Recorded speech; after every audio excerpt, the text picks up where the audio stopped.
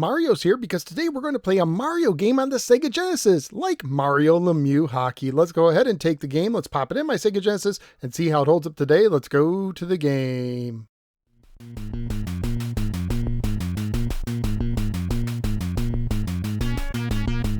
Mario Lemieux Hockey was published by Sega and carries a copyright year of 1991. The manual opens with the following. It's Mario Lemieux Hockey, and you can play it any way you want. Play an exhibition game, enter a tournament, or just hit the ice for a one-on-one shootout.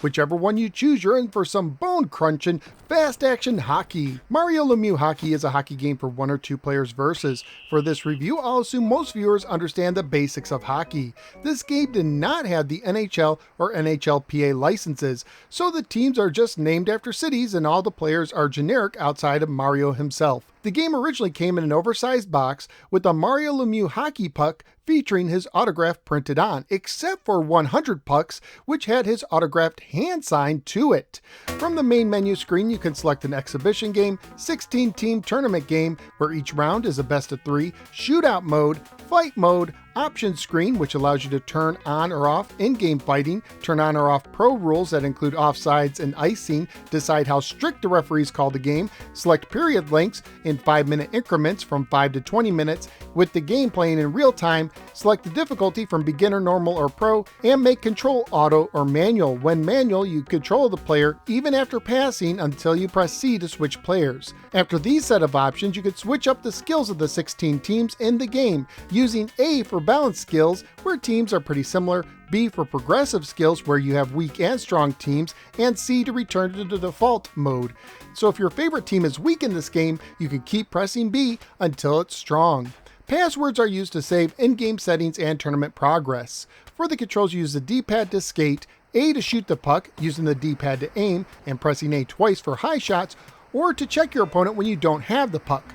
B to pass, and C to switch players. On face-offs, you use the D-pad to move and the B button to swipe your stick. While playing, you can press A and B together to change the forward line, or B and C to change the defensive line. There is an F and D under your score representing the 2 lines. When green, the line is rested. When yellow, they're tiring, and red, they are exhausted. Personally, I didn't use this option when playing.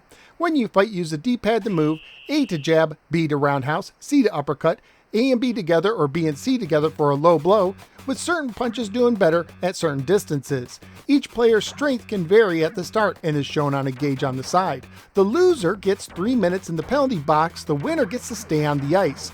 Penalties can also be called for checking, delay a game, tripping, slashing, and roughing for 2 minutes apiece, but only 2 players can be in the box at once, and one can return early if the opponent scores a power play goal.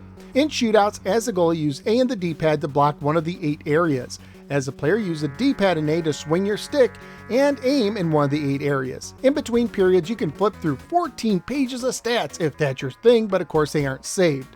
Graphically speaking, this is an okay looking game, although the players do look the same and some of the team colors are pretty painful on the eyes and don't always resemble their real life counterparts. The sound and music is decent, and I really did like the inclusion of the organ music.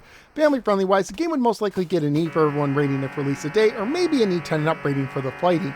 Currently at PriceTrying.com, the game is a value of $5 loose, $7 complete in the standard plastic box, and $143 complete when it includes the cardboard slipcase and the hockey puck. So what do I think of Mario Lemieux Hockey for the Sega Genesis? It's not the greatest hockey game on the system, and it's not going to knock out the original NHL Hockey, which came out about the same time, but it has its own little charm and is mildly enjoyable. I like the overall look and sound of the game, and it moves at a good pace. The AI isn't great, but I found the computer challenging enough for my tastes, and the controls in the main game are functional enough. The fighting, however, is atrocious, and the shootout is way too cumbersome to be enjoyable. Also, only penalizing the loser in a fight for 3 minutes seems odd and so unhockey-like that I wonder if the developers really understood the sport. Usually I like fighting in my hockey games, but here I might recommend turning it off. Overall, for an early Sega sports game, it has enough charm where I didn't mind playing it, and I would have put a lot of time in it if I had it as a kid, but it pales in comparison to EA's NHL hockey games. So where am I going to rank Mario Lemieux Hockey? Somewhere in the lower half. I'd rather play a guilty pleasure of mine, Pit Fighter, at 29, but I do like the faster action when compared to Wolfchild at 30. So the 45 games now ranked for the Sega Genesis, Mario Lemieux Hockey is hitting the ice at the 30 position. Mario Lemieux Hockey is playable, but there are better hockey games on the system. But that's just my opinion. What do you think? Let me know in the comments below. Also, please like, share, and subscribe, and follow me both on the Facebook and the Twitter, and click the bell so you don't miss any future videos. At this time, I'd like to thank Mark H. for his generous support on Patreon. If you think these videos give you at least $1 worth per month of information and entertainment, please consider joining my supporters at patreon.com/NoSwearGamer. Not only will you help keep the show going, but you'll also gain access to some exclusive content. Thank you for giving me a little part of your day, and I look forward to seeing you next time on the next episode of the No Swear Gamer. Take care, especially when fighting with cruddy controls.